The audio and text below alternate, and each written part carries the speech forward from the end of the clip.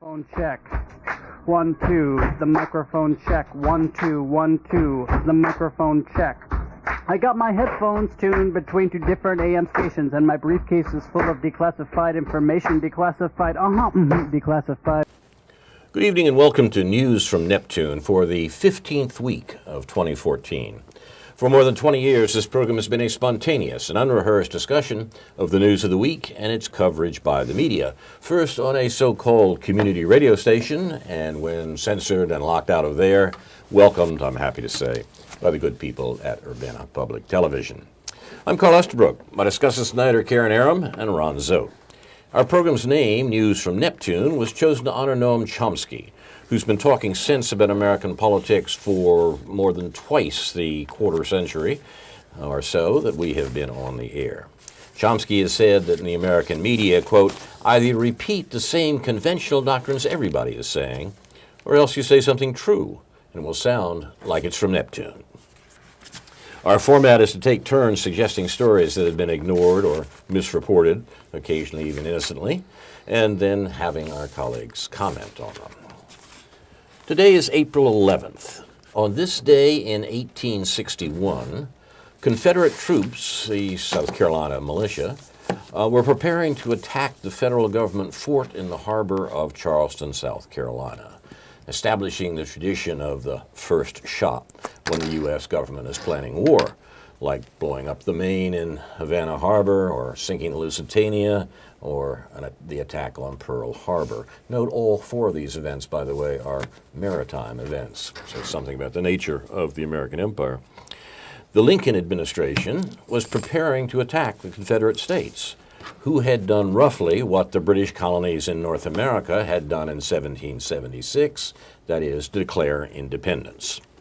I recommend here, by the way, over against the vast collection of imaginary accounts of the Civil War that exists in our public discourse, historian William Marvel, who's been called one of the few Lincoln scholars whose books do not read like defense briefs of the war crimes trial of Abraham Lincoln. In his 2006 book, Mr. Lincoln Goes to War, Marvel leads the reader inexorably to the conclusion that Lincoln not only missed opportunities to avoid war, but actually fanned the flames and often acted quite unconstitutionally in prosecuting the war once it had begun. In his first inaugural address, a very interesting document, by the way, Lincoln said that there need be no bloodshed, his words, unless a state refused to pay the tariff tax, which had just been doubled, the Morrill tariff. Morrill, not M-O-R-A-L, the name of the author of the tax. The tax had just been doubled 2 days before Lincoln's inauguration. Since the southern states that had seceded, and of course that was done in the Republican-dominated Congress, I mean, remember the inauguration of the president was in March in those days. Lincoln's address drew an ominous reaction across the South, writes Marvel. Moderate newspapers strained for hopeful interpretations, but the Richmond Dispatch read it as a declaration of war because of the implied threat of coercion to take the tax. South Carolinians translated Lincoln's denial of the right of secession in a speech and his refusal to yield federal facilities, which the South offered to pay for, by the way, as a solemn promise to subjugate the Confederacy. There was overwhelming support in the North as early as 1861 for peaceful secession. Marvel quotes newspapers in New York, Washington, Illinois, Delaware, Ohio, Pennsylvania, and elsewhere as saying so. As the leading military figure in the United States at the time said, depart wayward sisters, go in peace, to the seceding states.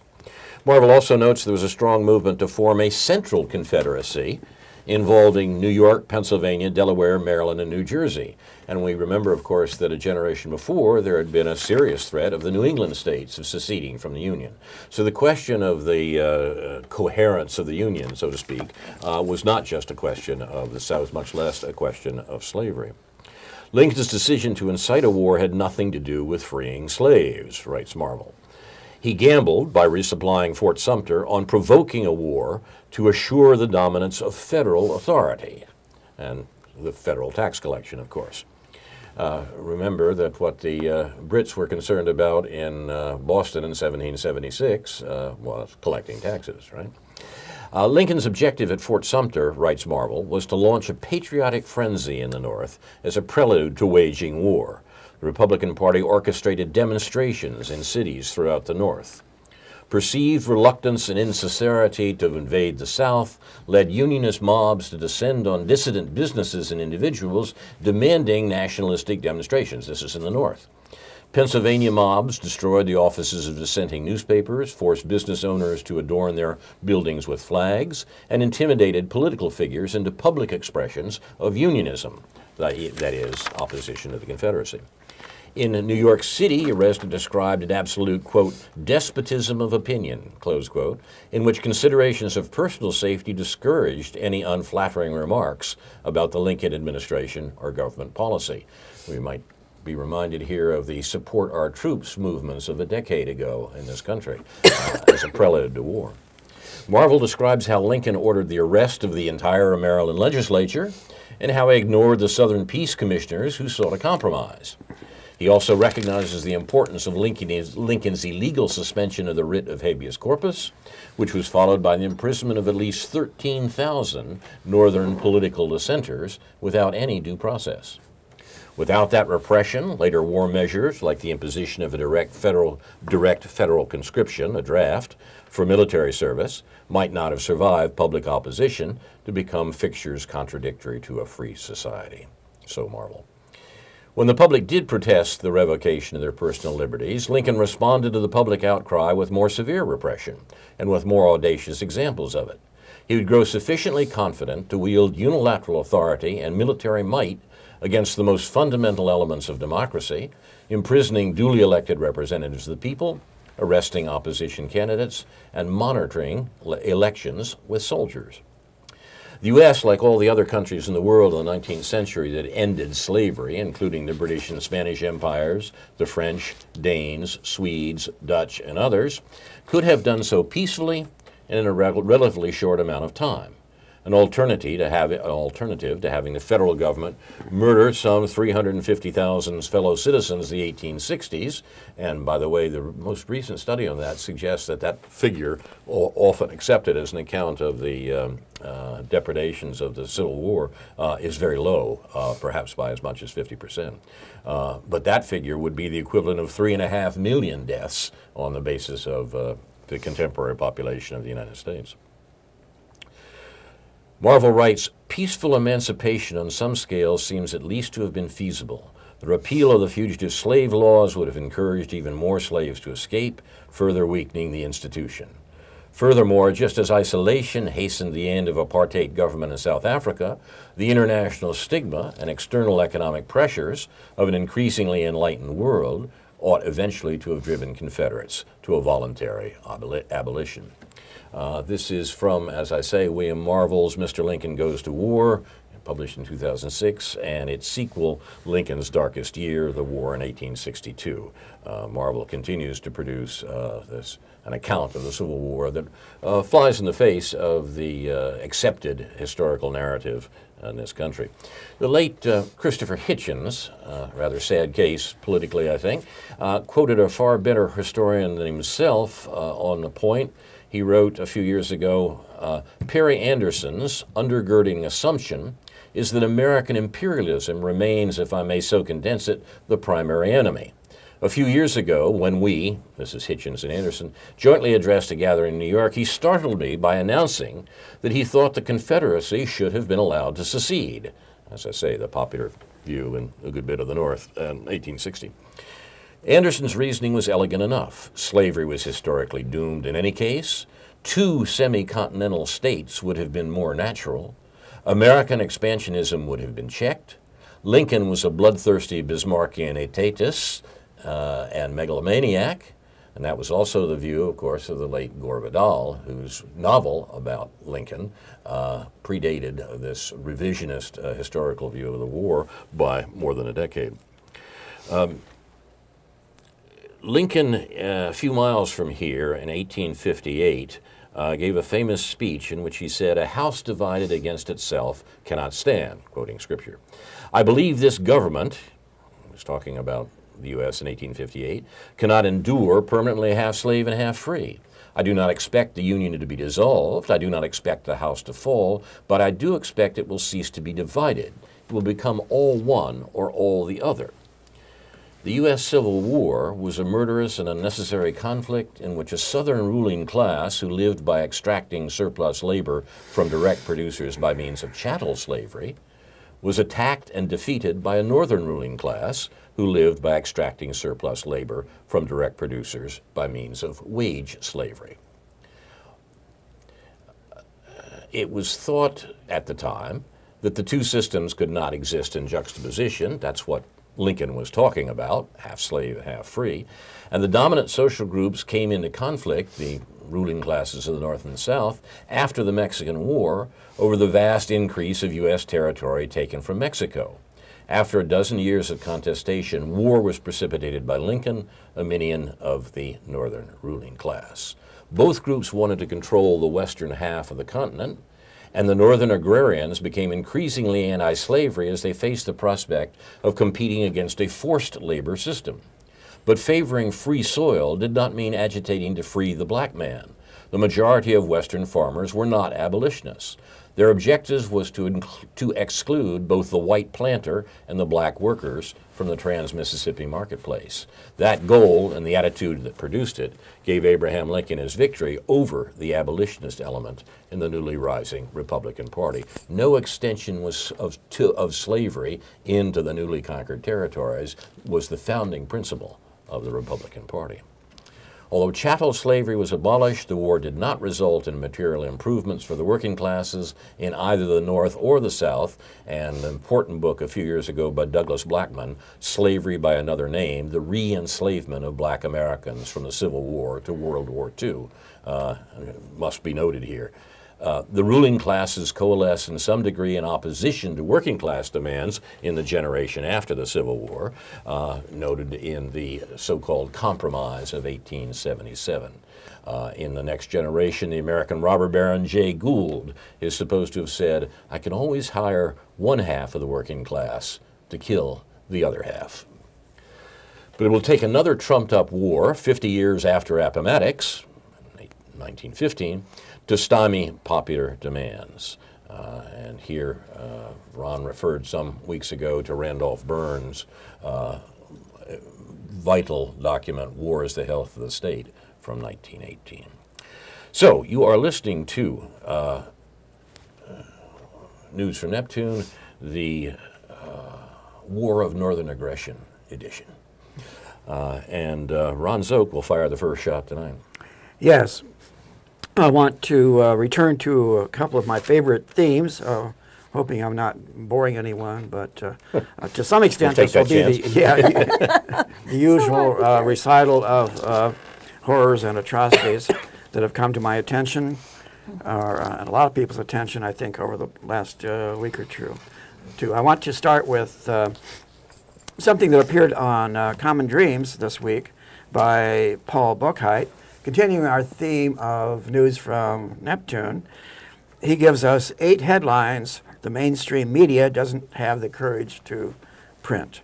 Well, maybe that's a little dubious, but anyway, here are some of the things he thinks you will not see in the mainstream media, but he thinks are easily documentable and confirmable theses that he wants to talk about.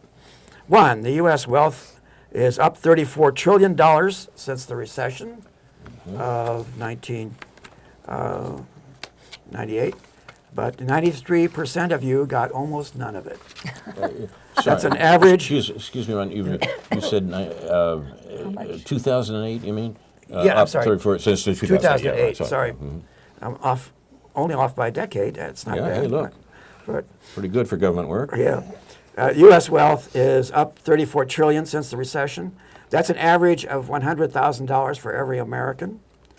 But the people who already own most of the stocks took almost all of it. For them, the average gain was well over $1 million. tax-free as long as they didn't cash it in. And of course, this points to the anomaly in our taxation system, the big difference between capital gains and income tax. The income tax virtually guarantees that ordinary working class people and white collar people will pay taxes at about double the rate of the very rich. And the large corporations have enormously varied and ingenious ways of escaping all taxation in many cases. It's quite wonderful once you look into it. And there have been many attempts to reform that and to repair the situation. But if you look at David K. Johnson's books on Perfectly Legal, you'll see how every time there's been an attempt to reform or streamline or whatever you want to call it, the tax system, it turns out that the richest people are going to continue to be the richest by far. It's amazing how often that works out. Point 2, 8 rich Americans made more than 3.6 million minimum wage workers. A recent report stated that no full-time minimum wage worker in the U.S. can afford a one-bedroom or a two-bedroom rental at fair market rent. Right. There are 3.6 million such workers, and their total combined 2013 earnings is less than the 2013 stock market gains of just 8 Americans, all of whom take more than their share from society. The 4 Waltons, the 2 Cooks, Bill Gates, and Warren Buffett. Again, we'll come back to this theme. It's incredible the way that money tends to accrue to those who already have the most money. Or as I sometimes put it crudely, money tends to go where money already is. It's amazing. Point 3, news sources speak for the 5%. It would be refreshing to read an honest editorial. We dearly value the 5 to 7% of our readers who make a lot of money and believe that their growing riches are helping everyone else. Instead, the business media seems unable to differentiate between the top 5% and the rest of society. The Wall Street Journal exclaimed, "Middle-class Americans have more buying power than ever before," and then went on to sputter, "What recession? The economy has bounced back from recession. Unemployment has declined." The Chicago Tribune may be further out of touch with its less privileged readers, asking them what's so terrible about the infusion of so much money into the presidential campaign. Hey, why should we care? Right. Point 4, TV news dumbed down for American viewers. A 2009 survey by the European Journal of Communication compared the U.S. to Denmark, Finland, and the U.K. in the awareness and reporting of domestic versus international news and hard news, that is politics, public administration, the economy, science, and technology, versus soft news, that is celebrities, human interest, sports, and entertainment. The results are as follows. Americans are especially uninformed on international public affairs. American respondents are also underperforming in relation to domestic-related hard news stories. American television reports much less international news than Finnish, Danish, and British television. And American television network newscasts also report much less hard news than Finnish and Danish television. So surprisingly, it says the report also states that our sample of American newspapers was more oriented towards hard news than their counterparts in the European countries. Too bad Americans are reading less newspapers. Point 5.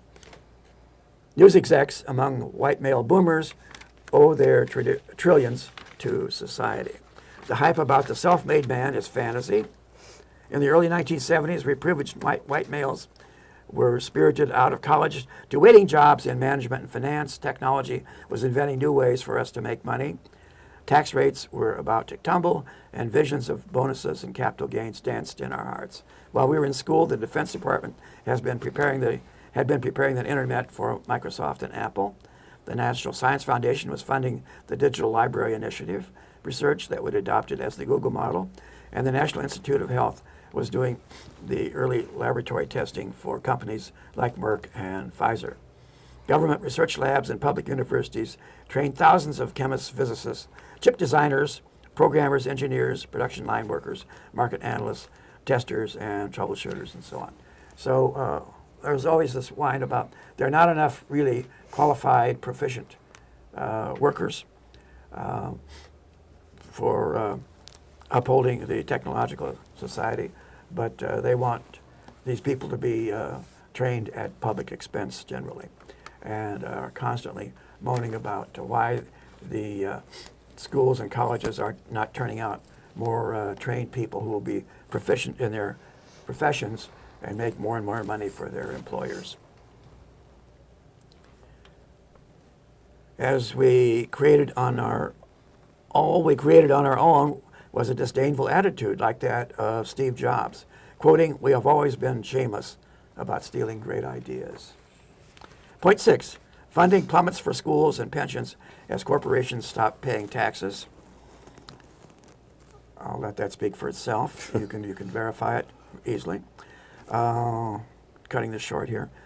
7, companies based in the U.S. are paying most of their taxes overseas. They're generally paying less than they pay their CEO, for example, in his compensation package. They are keeping the money overseas. Switzerland, Cayman Islands, a number of other well-known tax havens where most of the money actually goes, and thus avoiding a lot of taxation. Point 8, the last one. Restaurant servers go without raise for 30 years. An evaluation by Michelle Shen showed that the minimum wage for tipped workers has been approximately $2 an hour since the 1980s. She also notes that about 40% of those workers are people of color and about 2/3 are women. So here's one more possible and welcome headline. He says, "Progressives unite behind wealth and Wall Street taxes." So is that likely to happen? Well, I'll let you decide. As they say on Fox News, we report, you decide. Right. I'll stop there for now. Thank you very much, Ron. Comments on this, Karen? Yes, but I've forgotten now what, Yeah. what I wanted to comment on. Yeah, there's a fair amount there. There's a right? fair amount there, yeah. It does bring to mind, some of what you were talking about, Carl, does bring to mind, we were talking about books, and I immediately thought of the book that influenced me to be anti-war, and that was Stephen Crane's Red Badge. Red Badge of Courage, yes. I read it when I was 17, and until then I had been one of those that I would watch some of these movies. Baton was one of my favorite ones, with Robert Taylor going down in glory. And when I read that book, I mean, the horrors of the war, and of the Civil War specifically at that time, I was so appalled that that was the end of my ever seeing war as being glory in any way.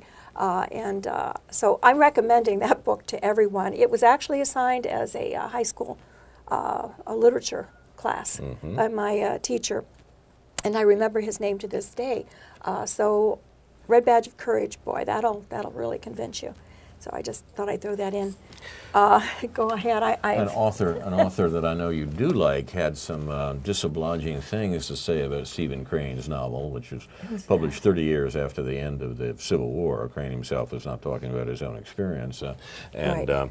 Ernest Hemingway wrote that the Red Badge of Courage, I'm quoting here, seems like the brilliant imaginings of a sick boy who had never seen war. That's because... Now, this is Hemingway in his old age writing about it, but still in all, he had seen war, at least to some extent. And if we look at the sort of war writing of the 20th century, Hemingway probably has a legitimate place within it. And he didn't think much of Stephen Crane. So. Right. Well, that's all right. Stephen convinced me because I liked Hemingway. And I actually read Hemingway later on. You mentioned that. Yes. One of my favorite writers. That doesn't mean I necessarily think that highly of him as a person. Okay, but I liked his books. Not to worry. Yeah, no, I liked his books. Not all of them, but I specifically liked For Whom the Bell Tolls, because that was a war of resistance, the Spanish Civil War, and that is the kind of war that I support. So, I mean, Hemingway wasn't. He didn't experience the Civil War either. So, you know. We're talking about the Civil War. It's been noted that for all the extreme importance of the Civil War in American political history really didn't produce much literature.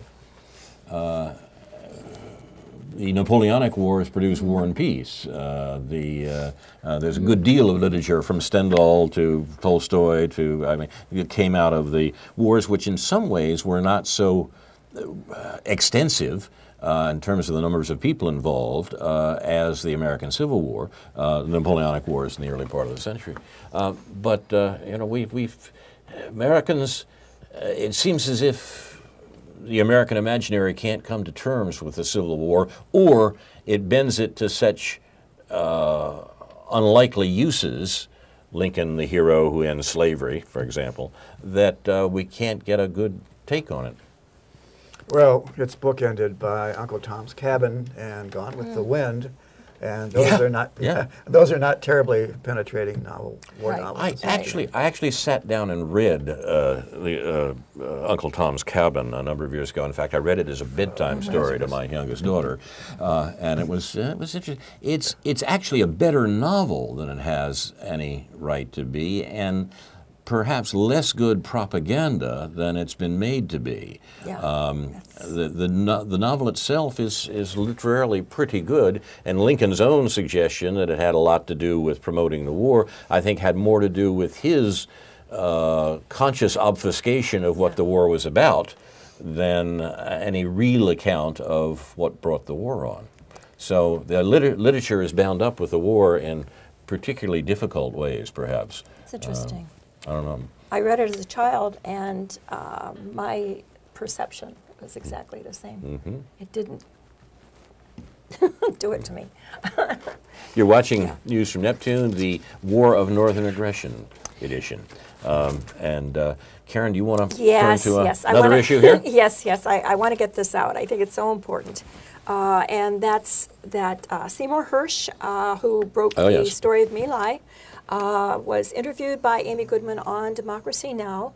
And it was about the article that he had published in the London Review of Books that he could not get published in the U.S. He was turned down by all of the publishers here. And which to me is an issue that really needs to be looked at in conjunction with a lot of what we talk about here is the media. Forgive me for interrupting there, Karen, but it's an interesting point you make. And the only other major political work that I can think of recently that has precisely similar publication history is Mearsheimer and Walt book on the Israel lobby. It was indeed, I think, requested by an American publication that refused to publish it. Mearsheimer and Walt are Americans, as is Hersh, but the London Review of Books finally published it because they couldn't find an American publisher. Well, I mean, and he's been writing. He wrote for the New Yorker for many years. Yep. He wrote for the New York Times before that. But neither the New Yorker or the Washington Post would. They refused to publish it. So I think that's an issue in and of itself. Yes, but to me, what is critical is the fact that he points out that he received information, and this is coming from many of our military intelligence people, the fact that the gas attacks that were perpetrated against many of the Syrian people were not coming from the president, from Bashir, that they've been discovered, that they were actually coming from some of the rebel groups, primarily those from Turkey. I mean, I say the rebel groups, what I really mean is from Turkey, that Turkey was behind it, okay? Now, that's what Hersh argues, yes. Yes, and he goes into a lot of detail here explaining it. I'm not going to go into that detail now. What I think, I mean, he clearly, he clearly documents it, but what I really think is important is that people actually read it for themselves. What is interesting to me about this, too, now, is that at first I was going to discuss the ramifications of Turkey's involvement. Mm-hmm. But it's not about us analyzing Turkey. I mean, we can analyze them, but I think it's too easy for people to start throwing stones at Turkey and blaming them. What I think we really have to do is recognize that, number one, Turkey is a U.S. ally. We know that the U.S. is supporting some of the rebel groups in Syria. That was in the New York Times today. Different groups, and I've forgotten the names of those groups. I didn't bring that article. We support them with just enough funding to keep them going against the government, not enough for them to actually get in there, I guess, and to end the war, which is what they're complaining about, which is what Turkey wanted to do. But at the same time, we should not be doing that. Turkey is right there in the middle between Iraq and between Syria and between these nations. I think my biggest concern here, why I think the American people need to know this, is that we watched how the corporate media last summer and last fall focused constantly on chemical weapons killing children. And the fact that we felt somehow obliged to go in and strike Syria because their government was using chemical weapons against the people. That would have been a war. We would have killed more and more people. The people here said, no, we don't want to do that. We rose up. I mean, there were phone calls to our congressional representatives. We signed petitions. There were protests all across the nation, which clearly demonstrated that the American people did not want another war.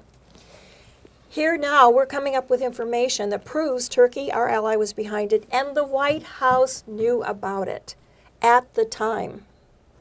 So what if it hadn't gone to Congress? What if Congress had not said no? We would have gone in and struck and killed a lot of people and started up a worse war than even Libya, where else, Iraq, even with the knowledge that it wasn't the government that was doing that.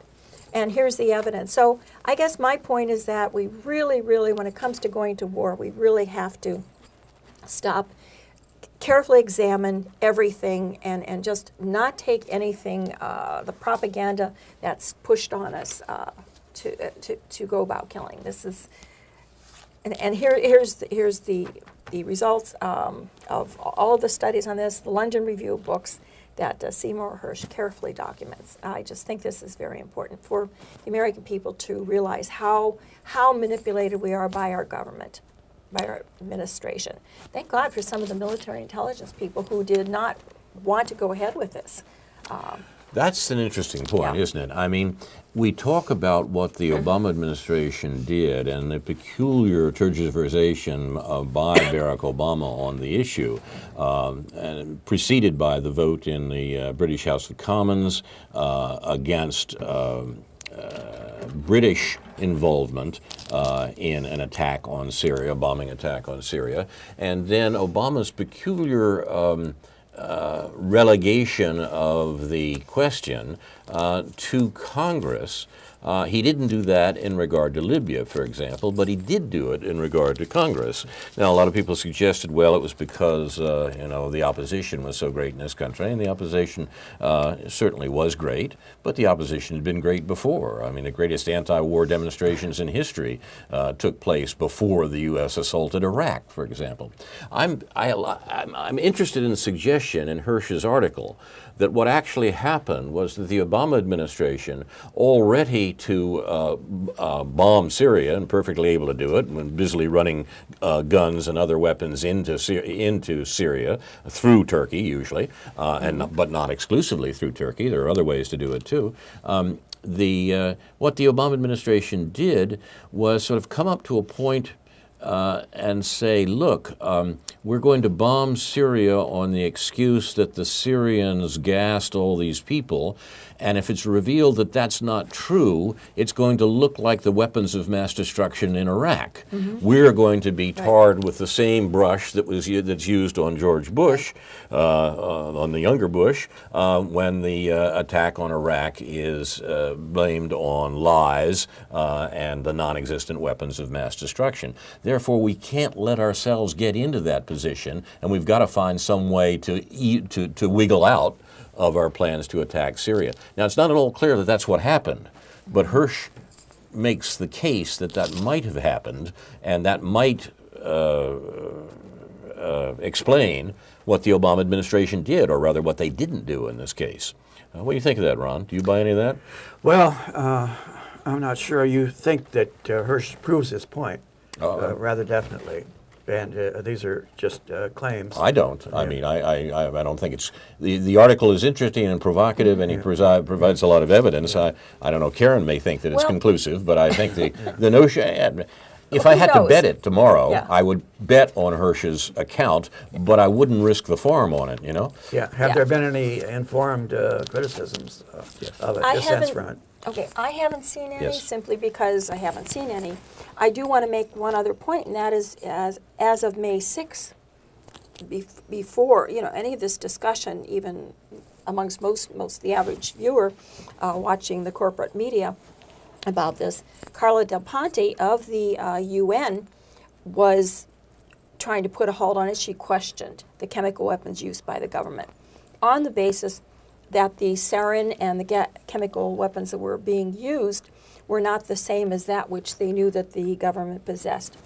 And that is mentioned in here. So there have been other cases in the past, which is why when this came out, I tend to believe it. Now, I'm not that dogmatic that if somebody comes up with other evidence to the contrary, and you said that they're having critiques of this, criticisms. Well, it's a peculiar kind of case. Hirsch's article. Contrary evidence would look as if you're claiming that something didn't happen. It's always difficult to prove a negative case like that. Well, look, it's clear that a lot of Syrian civilians were gassed. Right. The death toll was very high. The question is, who did it?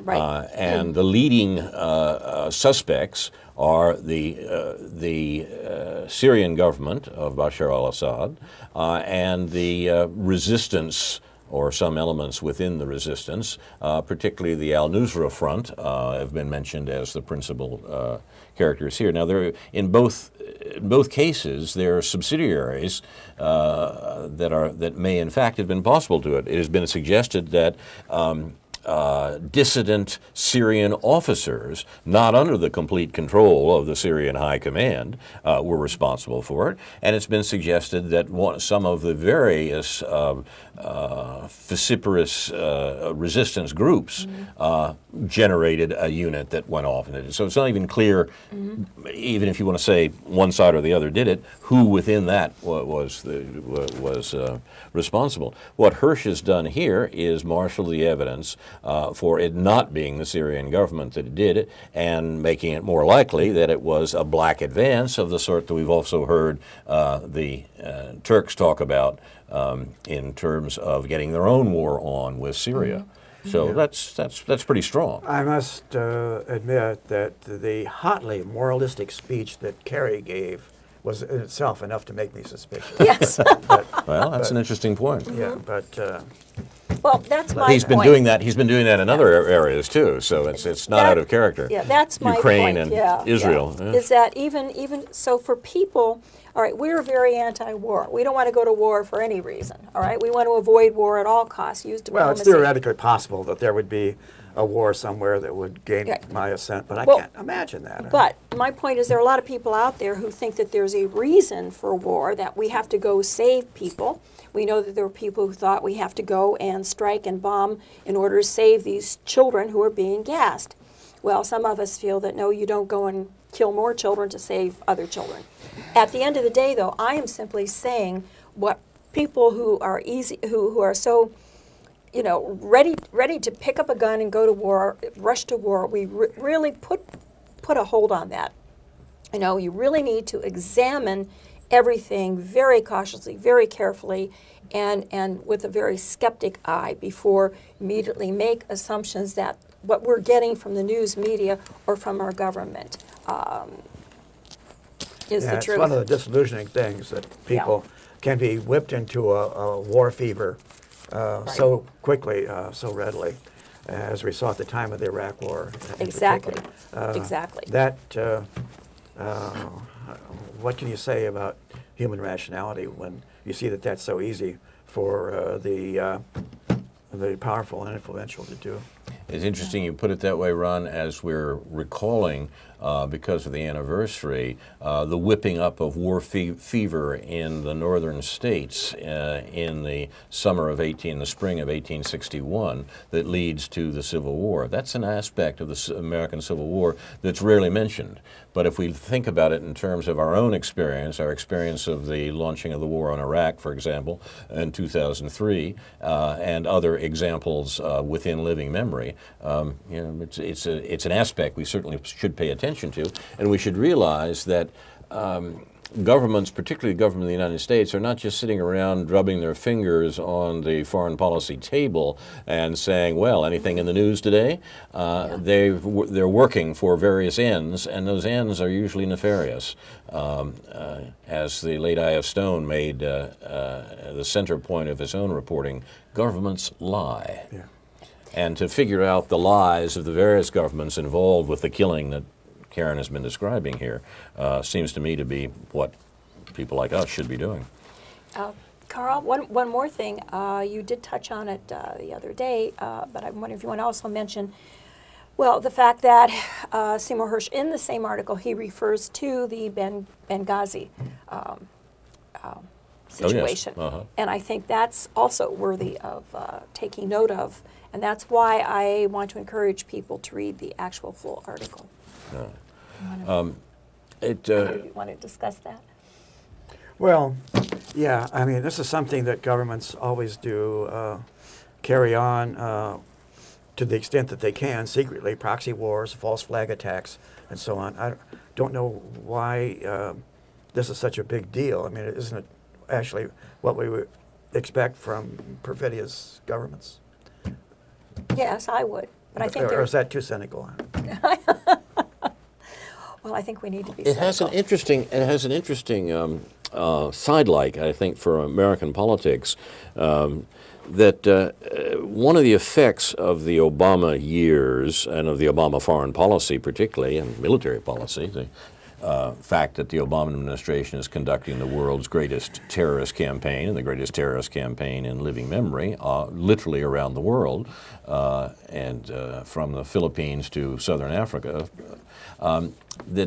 Central Africa, that this is going on raises the issue of what happened to the anti-war movement in the United States. We've already mentioned the opposition to George Bush's attack on Iraq in 2003, and preceded as it was by the opposition to the attack on Afghanistan. Now, President Obama was elected in part by seducing that anti-war movement. The anti-war movement voted for Obama, supported his presidential campaign, and in 2008 at least, the lines were supposedly fairly clearly drawn between McCain, who wanted to continue and widen the war, and Obama, who was in some sense anti-war, according to his epigony. What actually happened, of course, was that Obama devoured and refused to expectorate the anti-war movement. It doesn't exist anymore in the way that it existed when it turned its attention to getting Obama elected. It existed primarily on the liberal wing of the Democratic Party, and that wing is simply gone.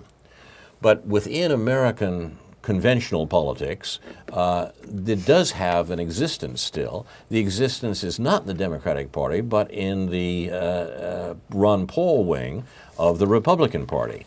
And I think if historians are around to look at this, look at American politics a generation from now, it'll be surprising to them to see that the anti-war movement had lodged in one wing of the Republican Party, has lodged there and has been strenuously suppressed by the neoliberal and neoconservative establishment of the Republican Party, but it still continues to exist. And the best example of how it continues to exist is the peculiar backing and filling of Rand Paul, Ron Paul's son, Rand Paul, who wants to run for president, and half the time is talking in his father's anti-interventionist and anti-war fashion. And so we have this peculiar phenomenon of the anti-war movement fetching up on one wing of the Republican Party, where it's furiously resisted, in fact, by the other wing of that party.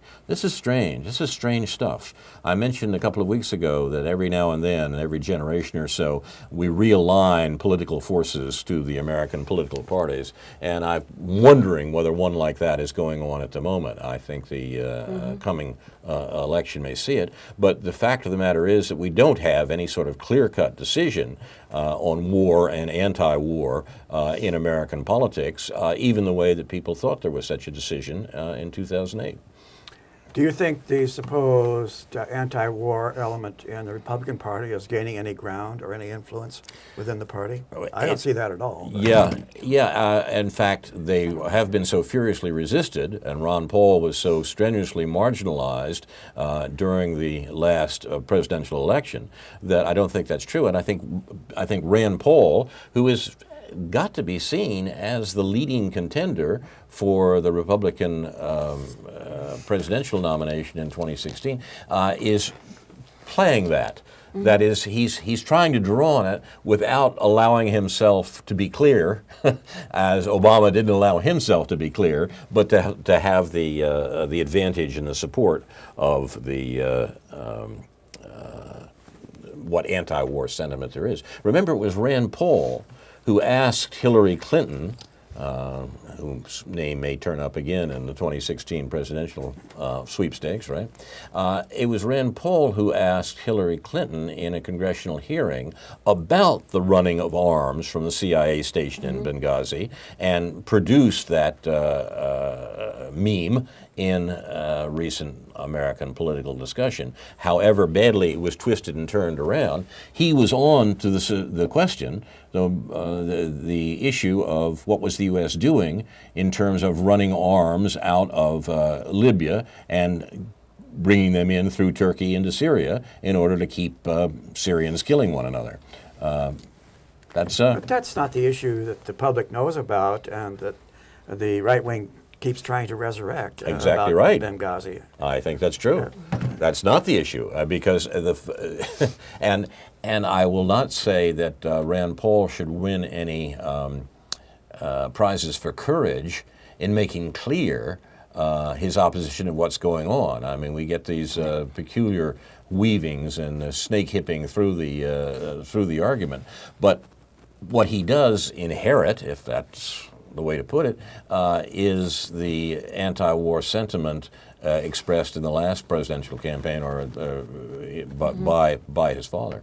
What's he going to do with it? We don't know. And I think he's not the man his father is on these issues. Yeah, it doesn't bear much discussion, but I think that probably Jeb Bush has more of a chance at the Republican nomination now than Rand Paul does, but who knows? But Rand Paul will and Jeb Bush, let me say, is complete unknown to me in terms of foreign policy or military or whatever. Well, yeah. Yeah.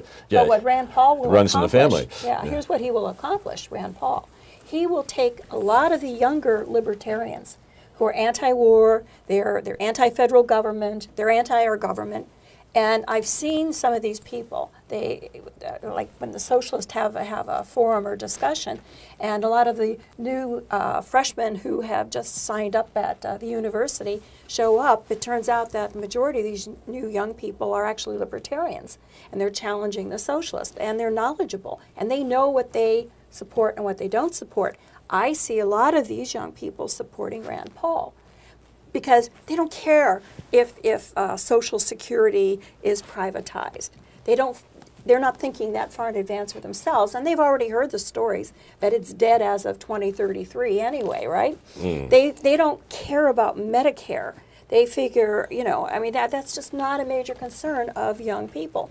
And as far as jobs are concerned, they're under the impression, well, they're at a top university, they're the chosen ones, so they are not looking at the future the way the new grads are. Yeah. So here, and there's another point, and this is in relation to some of what you were talking about, Ron, but I would rather leave some of this to David Green when he's on here, is as long as education is as expensive as it is today, a lot of the students are not your white middle class students that once were, because they can't afford it. So those that are getting the education in the sciences and the technical, I know because my daughter was a science major, and she pointed out that most of the students in her class, in her grad class, were either Asian or Eastern European. Well, now I know why, because the university wants these students, foreign students come in, they pay so much more. Yeah. So when you're running a university for profit, you want the foreign students. Yeah, they pay full fare. They pay full fare. They pay more than full fare, I know, because I had to do that for my undergrad daughters at one time. So even though I'm an American and I was paying property taxes, it didn't matter. So as long as this focus is on profit, the university is going to cater to foreign students.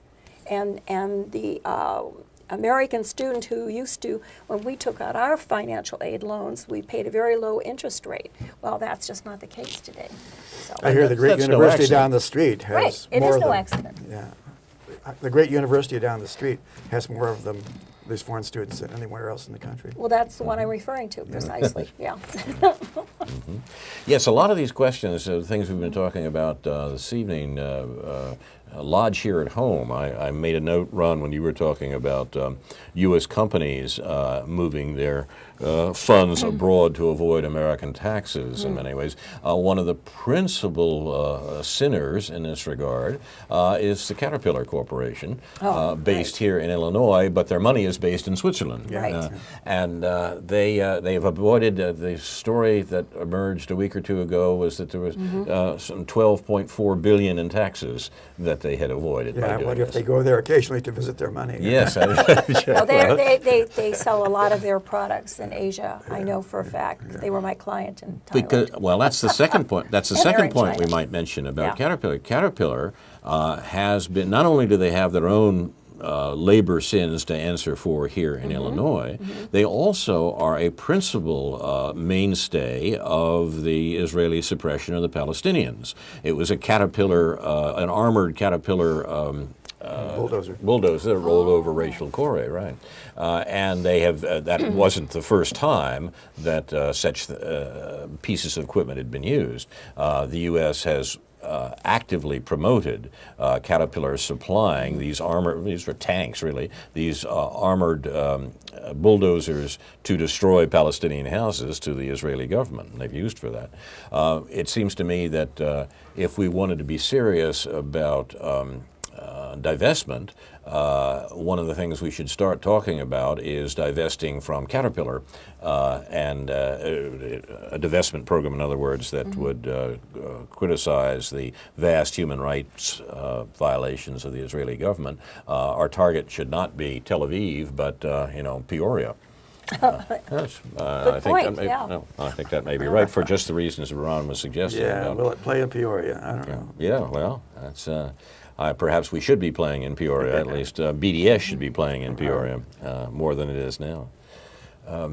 Divestment was a topic on Democracy Now!, divestment from the universities that are supporting fossil fuels, et cetera, et cetera. There is a movement now on that, and it surprised me how broadly the movement has developed, and the Israeli government seems to be concerned about it, and I think the American government is concerned about it too. Yes and no. I mean, the Obama administration is in a funny position here. I mean, in a way, they're perfectly happy to have the BDS movement annoy the Israelis right now because they want to annoy the Obama administration want to annoy the Israelis on various arrangements about which the Israelis or the Israeli government is being intransigent.